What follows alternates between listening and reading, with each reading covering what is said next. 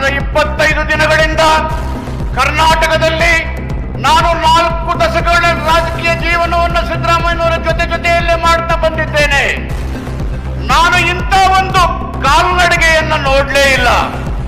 ಯಾವುದೇ ಉದ್ದೇಶ ಗುರಿ ಏನೂ ಇಲ್ಲದೇನೆ ಯಾವುದೋ ಒಂದು ಆಡಳಿತಾತ್ಮಕ ಘಟನೆಗಳನ್ನ ರಾಜ್ಯದ ಸಮಸ್ಯೆಯನ್ನಾಗಿ ಪ್ರತಿಬಿಂಬಿಸಿ ಕುಡಿದು ಕುಪ್ಪಳಿಸಿ ಬಿಡದೆಯಿಂದ ಮೈಸೂರಿಗೆ ಪಾದಯಾತ್ರೆ ಬರ್ತಾ ಇದ್ದಾರೆ.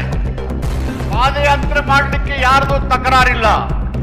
ಅವರ ಪಾದಯಾತ್ರೆಯಲ್ಲಿ ರಾಷ್ಟ್ರೀಯ ಉದ್ದೇಶಗಳಿದ್ದಾವೆ. ರಾಜ್ಯದ ಹಿತ ಇದೆಯಾ?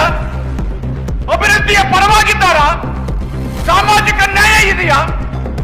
ಮಂಡಲ್ ಕಮಿಷನ್ ವರದಿ ಜಾರಿ ಮಾಡಿದಾಗ ಸಂವಿಧಾನದ 16(4)ನೇ ಕಾಲಂನ ಕೆಳಗಡೆ ಹಿಂದುಳಿದ ವರ್ಗಗಳ ಮೀಸಲಾತಿಯನ್ನು ಕೊಡುವ ತೀರ್ಮಾನ ಆದಾಗ